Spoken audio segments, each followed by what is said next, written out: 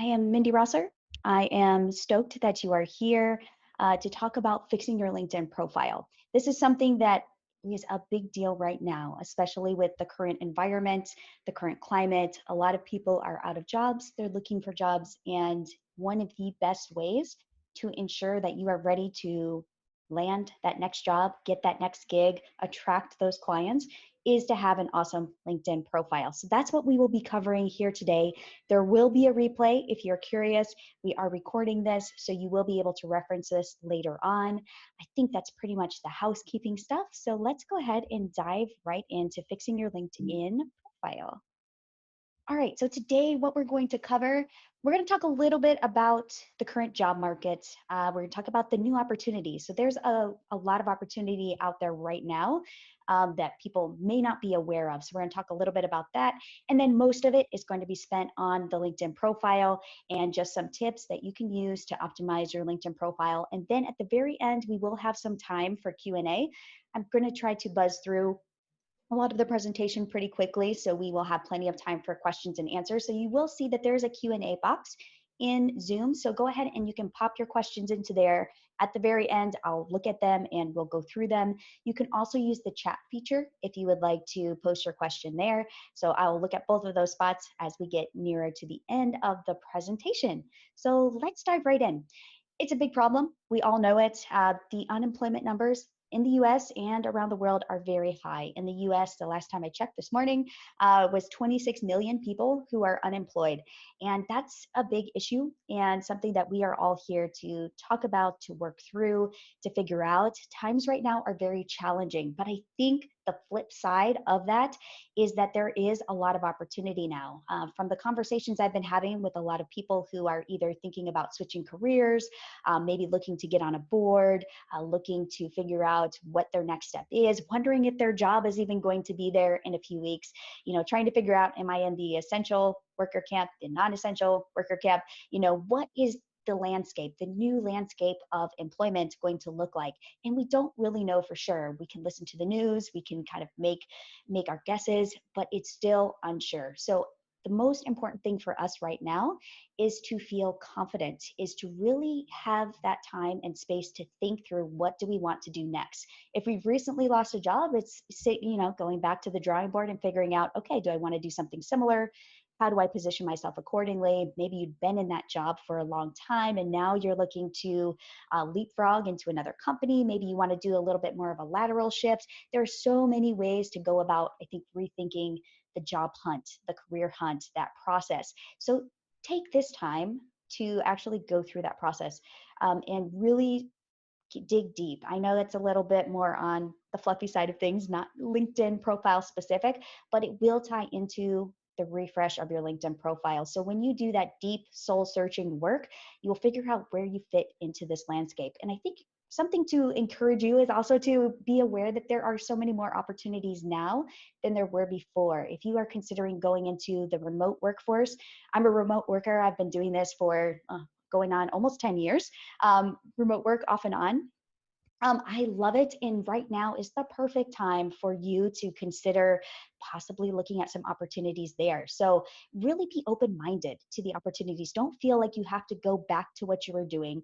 There is an opportunity to make a bit of a shift, and you can reflect that in your LinkedIn profile too as we're moving forward. So be encouraged. I'm seeing a lot of opportunity. I'm hearing a lot of people talking about what they're exploring next, and it can be exciting times. So the silver lining to what's going on now. All right, so I love LinkedIn. So if you are unfamiliar with me, most of you probably don't know me from Adam. I have spent the last 7 to 10 years, depending on who's counting and how they're counting, on LinkedIn. And I've been doing a lot of LinkedIn profiles. So for executives, for board members, for thought leaders, for job seekers, for careerists, for people who just really want to look good online. And that's a lot of fun for me. It's part of what I do, not everything. I also do a lot of LinkedIn sales and marketing programs. So doing human to human based sales and marketing, not using the spammy stuff, not using automation and those types of tools. I really believe in the power of relationships. And I feel that LinkedIn is one of the best places where you can build relationships with other professionals, with people in your business, with colleagues, with peers. And that's how LinkedIn should be. And that's how you should think about the platform.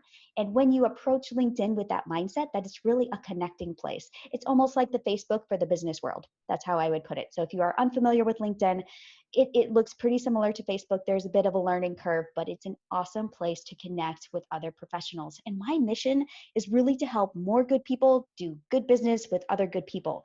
And you're here, so you're one of those good people. And let's figure out how we can work together, how we can use LinkedIn to help us reach our career goals, help us with our job hunts, help us get into conversations with other people, land our next gig. That's what we're here to do and here to talk about. So if you have questions on LinkedIn, just keep in mind, I have, you can email me at any time, open door policy here. You can just shoot me an email. It's mindy@mindyrosser.com. You'll see it at the end. But if you have questions that you'd rather not post publicly, or questions just on LinkedIn or sales and marketing in general and the B2B marketing sales space, you can just email me afterwards. Okay. All right. So let's talk about jobs and gigs. Basically, they start online now. Most of us can't just go and talk to a friend. We're not going to accidentally run into somebody who's going to tell us about a job opportunity. Right now, the place to find your job is going to be online in the connections you have with people online. So if you aren't familiar and you're not comfortable with the online space, it's time to make that shift. Because really, the bottom line is, as the slide says, if you cannot be found, you can't get hired. That's pretty much it right now. You may be able to talk on the phone, you may be able to call some friends to look for that next job, but if your presence online is not strong, people aren't going to know who you are. They're not going to know what you stand for. They're not going to know how you would fit into the position. You're not going to get that next gig. So basically, you're anonymous until you're discovered. And it's your job to own it, to get discovered, and to figure out how to position yourself on LinkedIn. The wonderful thing about LinkedIn is that there is this, it plays very well with Google search. So when you have a good LinkedIn profile, when all of your information is there, when people are searching for your name, which they're going to be if you're applying for jobs, when they look for you on Google, your name is going to pop up and your LinkedIn profile will be attached to it. So what I've told people is, really, if you don't have the time to go build out a website, build out a portfolio of your work for the job hunt, for your business, then what you can do is really just focus on your LinkedIn profile, because it plays so well with search that you are going to pop to the top and people will find you. So focus on the LinkedIn profile. It's free. It's an awesome platform, and it already has that built-in network.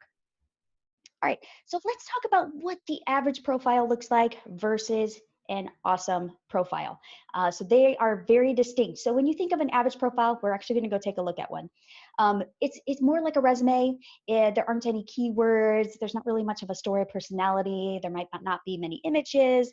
The picture might be out of date. So that's kind of like the average. It's pretty standard. So if you're in that camp, don't feel alone. It's average. You can fix it. And an awesome profile is really all about telling your story. So it needs to be compelling. It needs to get your personality across. It needs to get attention, and it needs to have the right keywords. So I'm going to stop sharing this screen, and I'm going to hop over to LinkedIn, and we are going to look at some profiles here so you can actually see what they look like. All right. Share the screen. All right. So here, first, we're going to look at, that's an awesome profile. So let's look at an awesome one first. So this is George. George is a client of mine. He's just launched a book. So he has this right at the top of his profile with stuff about his book. You may not have a book. I don't have a book.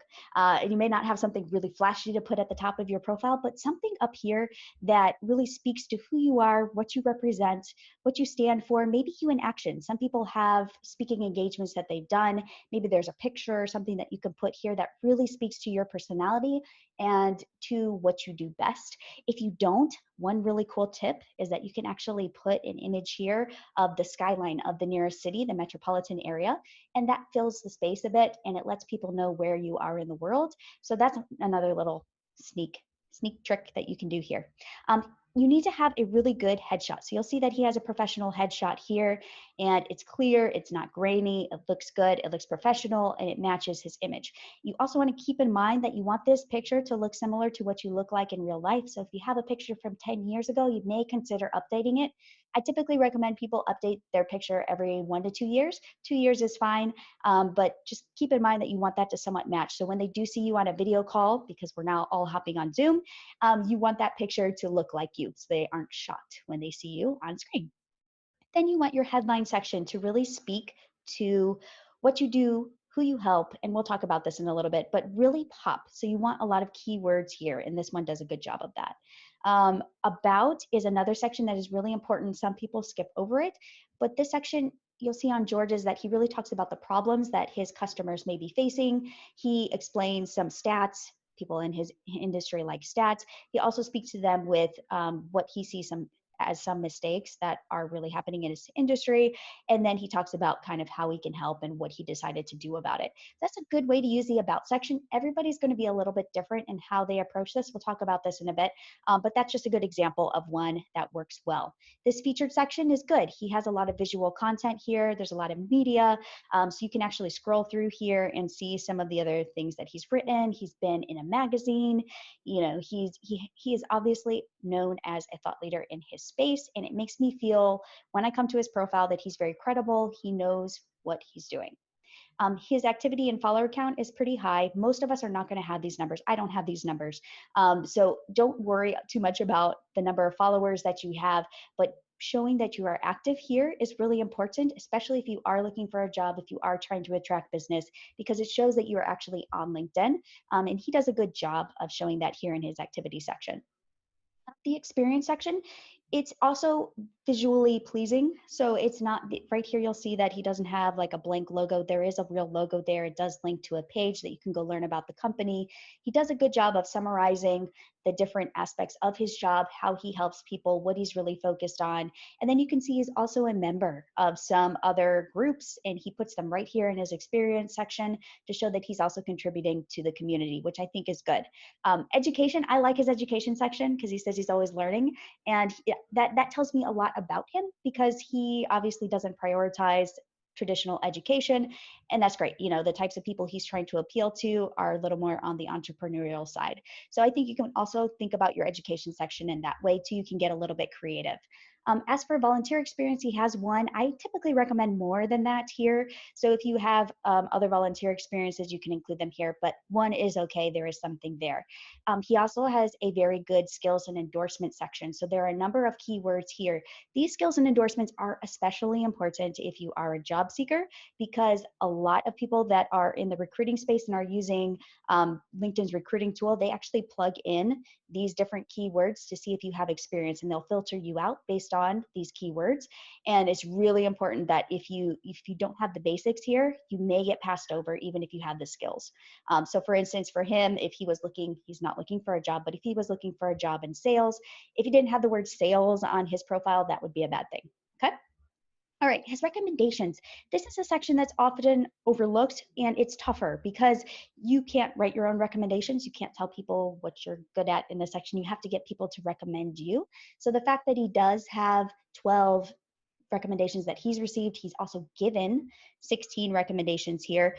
That's an excellent thing. That means his people are engaged, and he's also giving recommendations to other people. So this is a really good sign, and it makes me want to trust him because I see some that are somewhat recent. 2 years ago is okay. Then you go to his accomplishments. Okay, looks like he has some publications, some languages, a little bit honors, organizations. Okay, that's great. And I see some interest. Some of these may be something I'm interested in if I am in his target market. So you'll see that his profile is very robust. There are more things that could be done to his profile to make it even more awesome, but he definitely has the basics down. So let's look at a typical average profile, and you can kind of compare and contrast so you can see where you fit in and maybe some areas that you can improve. So here's an average one. And she has a profile, but the picture is just a little bit grainy. She's kind of, it does show agriculture, which I think is good. She is in an environment that matches her headline, but it's just like a little bit grainy and not that professional. She's missing that beautiful shot here. She could put a skyline or something back there. That would be better. And then you can see she doesn't have anything in her about section except this one line. So I don't really know about her. I really want to feel that there's something interesting here, but I just can't find it. She's done one comment, so that's great. It's a start, but she has more to go. Her experience here, it does look like a resume. So like this section in the experience section should be written a little differently, but it looks like she just copied and pasted a resume, which is pretty typical. Education here, there is a little bit here. There's an award. I think that's good, but it that's not the most important section of the profile, but she does have something there. She also has some licenses and certifications. That's good to list those as well. She has some skills and endorsements, but not many people have endorsed her for those skills, and just a little bit in the accomplishments. So this is pretty average. Some sections are filled out and some are just not quite there. Here's another example. Actually, no, Andrew. And he has a profile picture here that is a little bit grainy. It looks like there's a kid's toy in the background, so that's probably not the best to have in his profile. Same thing, you look at his about section is pretty similar. He doesn't have very many connections, only 157. Really shooting for that 500 plus number. The experience section is pretty basic, and most of them don't link to a company page. It really depends on your industry if these can link to the company page. If there's not a LinkedIn company page attached to them, you won't be able to do it. But it still just looks very bare and sparse, and it doesn't look like he's really spending much time here. So that's just an idea to kind of give you an idea of what to look for and what looks good, what doesn't, what you can do about it, and some ideas. All right, so let's talk about the 7 steps to fixing your LinkedIn profile. And I realize all of us are in a different space with this, and we just kind of looked at some profiles to give us an idea of the different sections. But let's talk through them in more detail. So if you only had to focus on one thing on your profile, the most important thing is your headline. And that is that section that shows up right underneath your name. And the headline should tell who you are, whom you help, how you help them, and the results that you generate. And you have 120 characters to work with in this section, and it's a little challenging to fit everything into this section and get all of that information in there. So you really have to tweak it, play with it, but think about the keywords. Think about who you are, what you've done, and how you are helping people, and try to get that into the 120 characters limit. And I can show some more examples of that as well, but George did a pretty good job in the one we just looked at. So the about section is that summary. So it's not an executive summary that you're just copying and pasting from your resume. You really need to think about telling a story. So what I tell people is think about all of the job experiences that you've had. Think about that common thread that weaves through all of those experiences. It ties them all together. What are you passionate about? What is that storyline? What are the things that would be impressive, especially if you're looking for a job? Do you have some accomplishments, maybe with some numbers that you can share related to projects that you've done? All of that should go in your about section. And keep in mind, you only have 2,000 characters, and that's including spaces to work with in that section. So it is tough to get everything in there, and that's probably the hardest section on your LinkedIn profile when you're writing it. So sometimes it helps to get a friend who's good at writing profiles, or somebody that is really just good at knowing your story. So you really have to dig into that about section and really tell that story well to come across as the best candidate for the job. And you also want to think about keywords. Make sure that the right keywords go in that about section. Then it comes down to your experiences. So your experiences are your work experiences. So the different jobs that you've had. What I tell people is usually you want to focus on the most current and relevant experiences with a high level overview. So in other words, you don't want to just bullet point everything like what you would see on a resume. You want it to be more of a high level look at what you did in that role. What's like the most impressive thing? What is like an all encompassing couple sentences about what you did in that role? Then you want to look at the volunteer, and we saw some of that on the profiles we looked at. So your volunteer section is also important, and this is where you can get really creative. So if you have done some interesting things, maybe they don't tie directly to the job that you're looking at, but maybe there is some type of connection that shows you're involved in the community. Maybe that shows you care about diversity, or different things that are related to social responsibility. Those types of things can all go in the volunteer section. Get creative. This section will look very similar to the work experience section, so it pops on your profile. It's just below where your work experience section is. Then 5, you want to complete the extras. So once you've gone through and gotten those basics down, you want to think about all the different sections on your profile where you can add credibility, where you can be creative, where you can be unique. Maybe you have some interesting media to include. So think about the extras and all of those different sections and where you can add to your profile.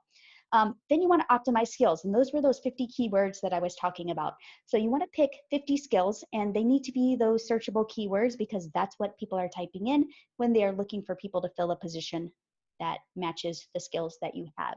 So I think one little tip here is to actually go to somebody else's profile that maybe is a peer, a colleague that has a good keyword section, and look at the words that they chose and think about which ones you should add to your profile. Make sure you keep it honest. Don't add things that aren't actual skills for you, but you can really beef up this section and it will help you in search. And number 7, you want to add media. So this is what makes your profile pop, is if you have media. So if you have images, if you have blogs, articles, posts, videos, all of that can really help your profile stand out. And it just makes it easier on the eyes when recruiters are coming to your profile. They feel that they can trust you. It's just that instant credibility that you want to create when you are getting your profile across and making it searchable and making it awesome. So think about the media that you have. You may have some already that you hadn't even thought about putting on LinkedIn. So consider what can be added there.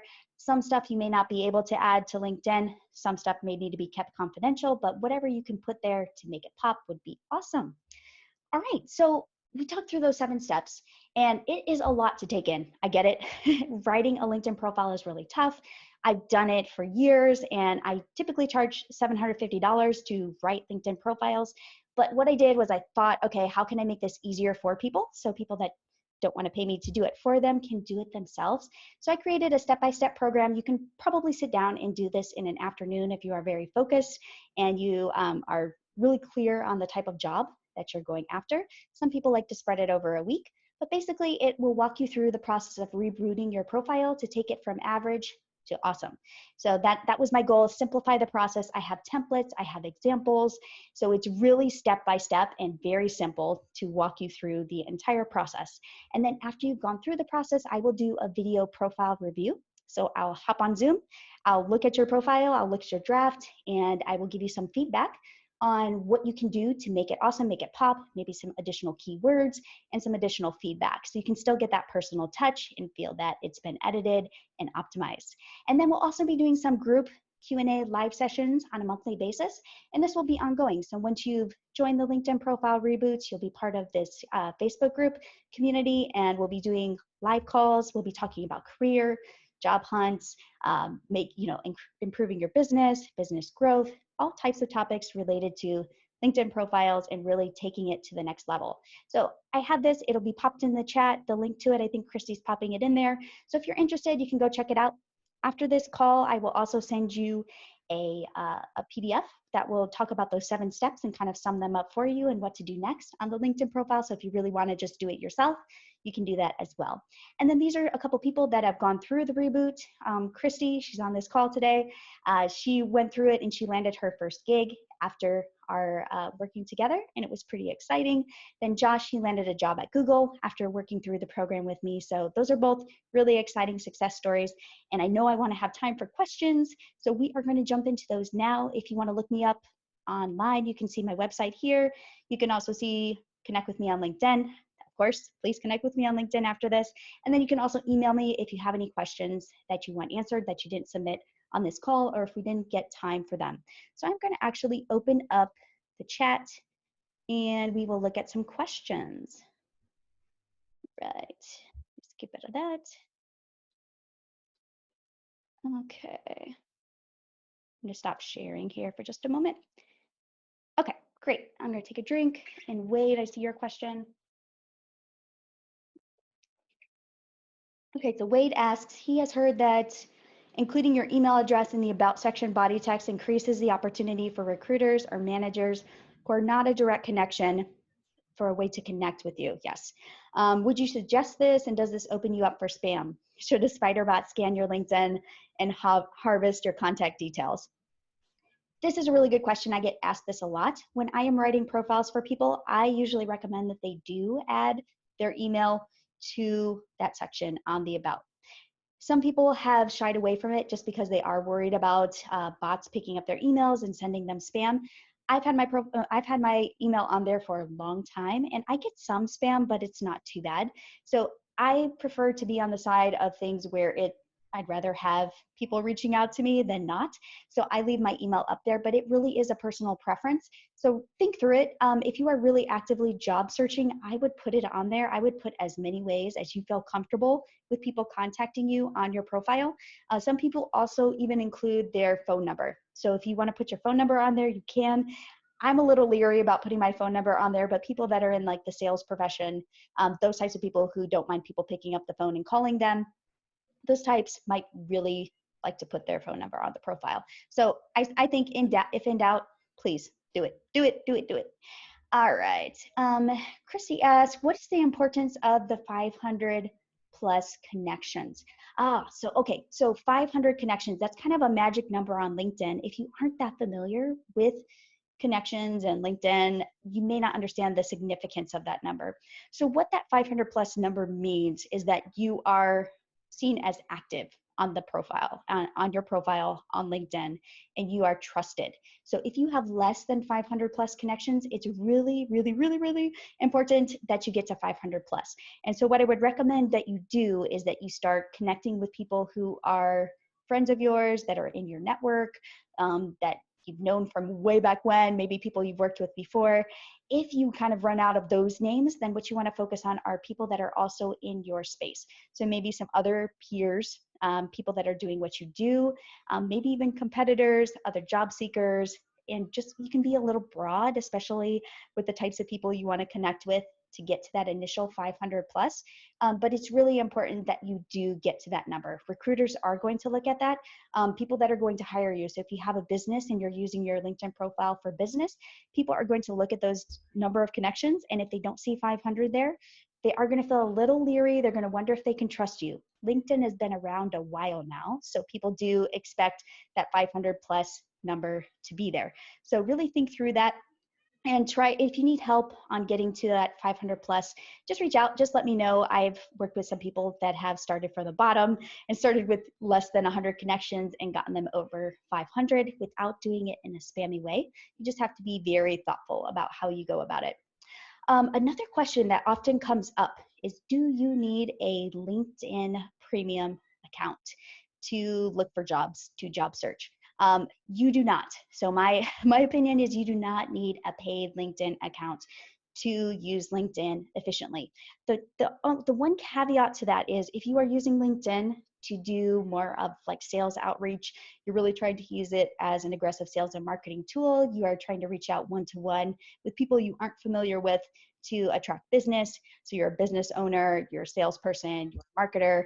I might recommend LinkedIn Sales Navigator. It is a little pricier. It's about 75 bucks a month right now. So there is a cost to it, but you do get a number of emails. You do get more insights into saving leads and accounts. So in that case, it might be worth your time. But in the job seeker realm, not so much. I would just rely on your awesome LinkedIn profile. So make sure you have all the right keywords there. And then I would focus next on getting to that 500 connections. And then I would look at really getting active on LinkedIn. So improving your activity level there. So checking in every day, maybe commenting or liking on something that pops up in your newsfeed, just to give you that extra visibility and credibility. Because when recruiters do come to your profile and they see that you've been active, they're going to trust you more and you will pop to the top of their list as well. All right, I think that's going to wrap it for today. Thank you so much for coming to the webinar. I will follow up with the replay. I'll follow up with the PDF on next steps. If you're interested in the reboot, I would love to have you there. We'll continue the discussion there as well. And in the meantime, go make your profile awesome. And I hope to see you soon. Thank you.